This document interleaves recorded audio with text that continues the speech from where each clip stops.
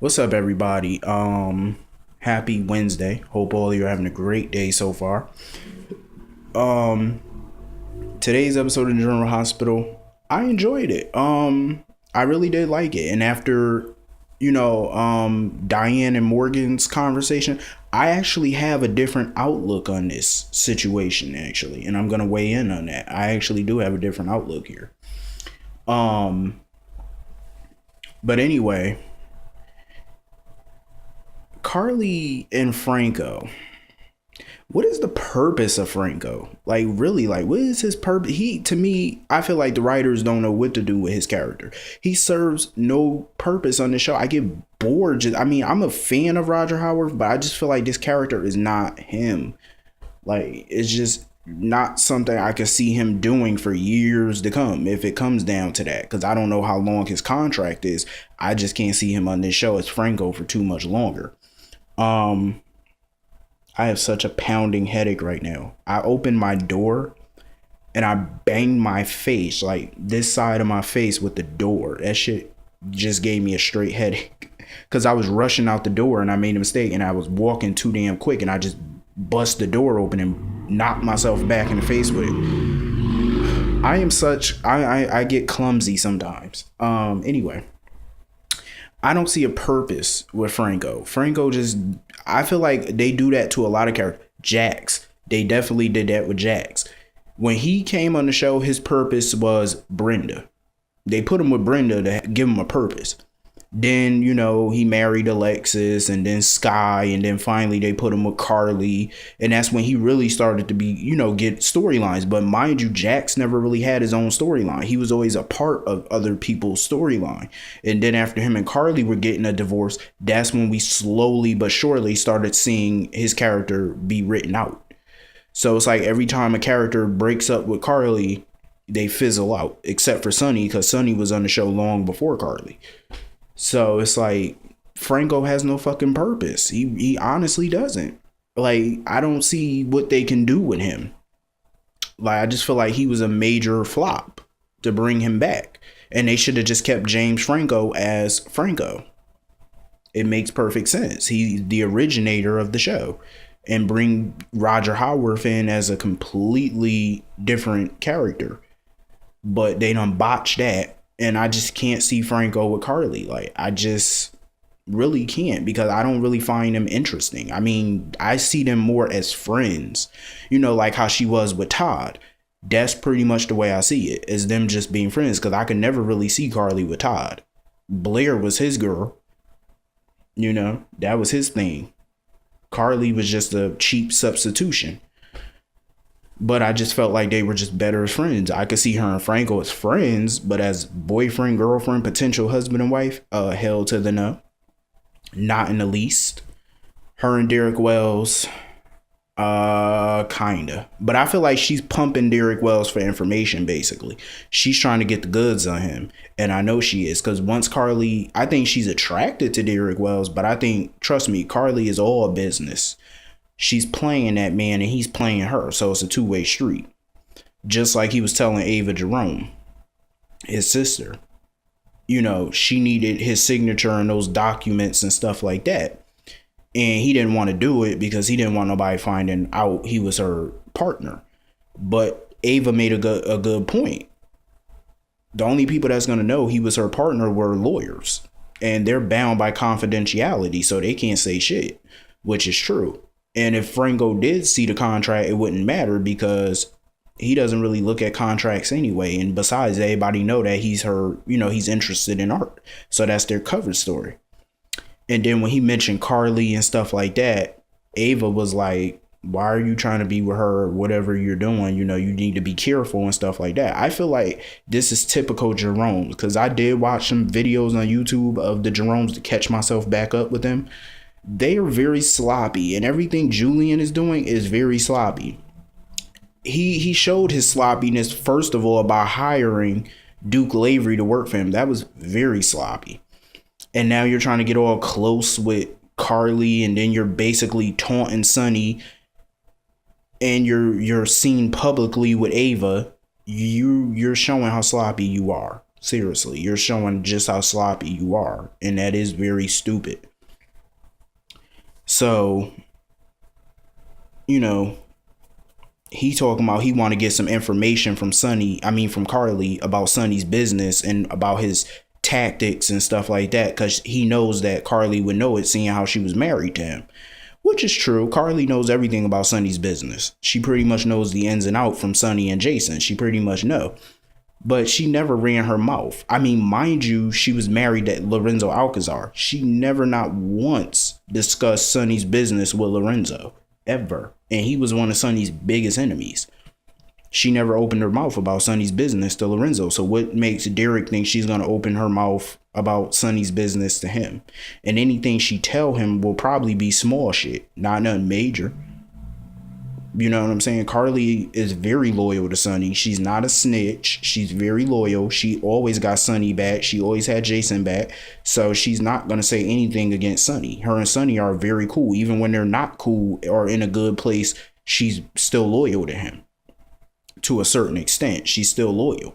So that's why I like Carly, because she's a ride or die bitch. And that's just how she is. Even when her and Sonny are on the outs, she still got his back no matter what. Just like Sonny got her back. Because that's just how they do. And I love that. Loyalty, and she knows loyalty means everything to Sonny. So she's definitely not going to run her mouth to Derek. And she know Derek owns a newspaper. So she know anything she say to him, he might try to put in his paper. So trust, Carly is not dumb. And she's playing a game of her own right now. So she's pretty slick when she want to be. So anyway, Sam and Alexis were talking, and Alexis was telling her about the DNA stuff with her father and telling her Julian Jerome might be her father and telling her about Lucas. And so Sam was wondering if Lucas is her half brother, would that mean Carly is her sister? Somewhat related to her. And she was like, no, because Carly and Lucas are not even related. So not bloodly, they're biologically, they're not related. But what is so horrible about having Carly as her sister? Like, I understand that they don't like each other like that, but I'm pretty sure that they're cool now. They're better than they used to be. They're more, I think Carly and Sam are more like frenemies, if anything. They got their days where they're cool, and then they got their days where they just want to smack shit out of each other. But I don't see what's worse for having Carly as a sister, because like I said, she's loyal to a fault. So it's cool to have her as a relative. I mean, hell, you can tell she's loyal. Look how long she's been letting Luke stay at the Metro Court for free. And she ain't charged that fool nothing. And he been running up a hell of a bill. And she still ain't charged his monkey ass. That's loyalty for your ass, I'm just saying. So she was telling Sam all about that, which is good, because they finally, getting it out there. And hopefully this storyline is moving. Well, it actually is. So anyway, Kiki was telling Sonny about what Silas was telling her about Ava's brother and stuff like that, but she just didn't have any more information than that. So her and Michael left. Sonny and Sean were talking about this, trying to put the pieces together about why Ava will lie about her brother and trying to put it together. Here's my thought. I swear to God, for so long, I always worried about what if Jason was to leave this show, what would happen to Sonny's organization? Because Jason was Sonny's think piece. Like, he was the logical thinker. He was a better thinker than Sonny. And I always worried, I was like, damn, what if Jason ever get killed or whatever? Like, then what the fuck is going to happen? Because we all know Sonny is volatile. He's reckless sometimes. But I'm loving what's going on here, because Sonny is in rare form. He's smart. He's alert. He's making sense. He's thinking. He's on his game. I was like, Jason would be proud. I swear to God. Normally, Jason was the thinker, giving Sonny all the answers and stuff. But Sonny's actually answering his own questions with some theories that he thinks are true, which are true. So he thinks that Derek Wells is really Julian Jerome. So now he finally putting the pieces together on this, which is cool. I'm happy. It's about fucking time. Somebody's putting the pieces in this bitch, and I'm happy about that. because Jason has been gone for a year now and Sonny's still standing. The organization is healthy. He's still standing. He's still got power.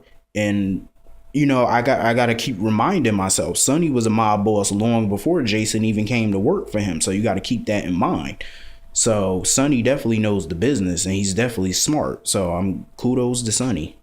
I'm happy that he's finally figuring this shit out. And that smirk that he had on his face is all shit. A mob war is definitely about to ensue. So anyway, Michael and Kiki were talking and stuff like that, and he was telling her that Morgan and Ava were staying at her penthouse together, and she wants to go and get Morgan the hell out of there and save him from her mother. And she was blaming herself for everything that was going on between her and Morgan. She was blaming Michael. Here's my thing about this. All of them are to blame. Every fucking one of them are to blame. I blame Kiki because, like she said, she should have been honest with Morgan from the get-go before she even got engaged to him. The moment her and Michael kissed, she should have been honest with Morgan and told him that she had feelings for his brother.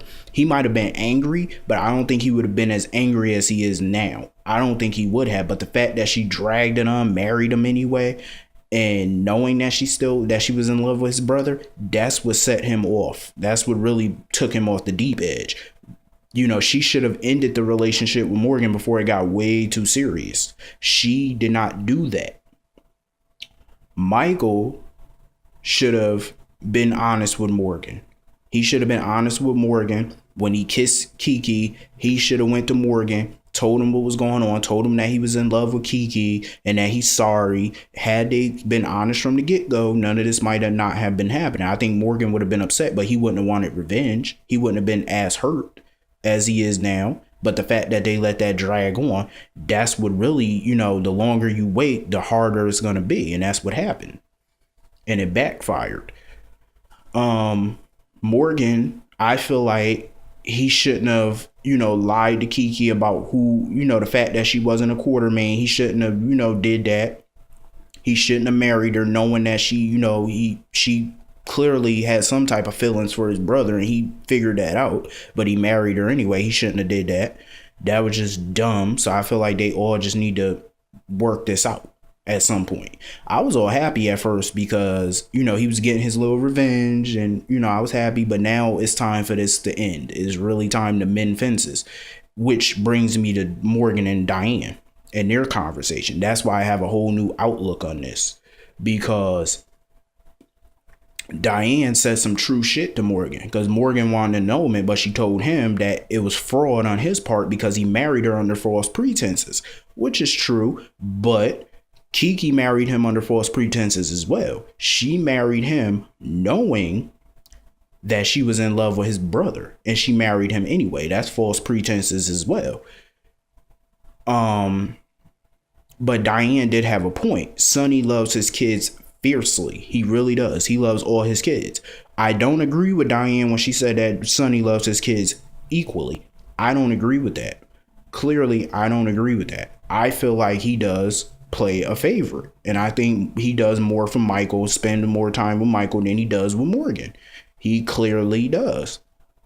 Even Christina felt like that when she felt Sonny paid more attention to Michael and Morgan than he did her. Remember when Carly wanted to take Michael and Morgan away from Sonny? How hard he fought Sonny? How hard Sonny fought Carly for Michael and Morgan? He never fought that hard for Christina when Alexis wanted him to stay away from Christina. He never fought that hard. That's what Christina was so pissed about. So you have to understand why Morgan feels like he cares more about Michael than him. It's not just Morgan who feels like that. Christina felt like that too. They all felt like that. The only person that don't feel like that is Dante, because Dante didn't grow up with Sonny. That's the only difference.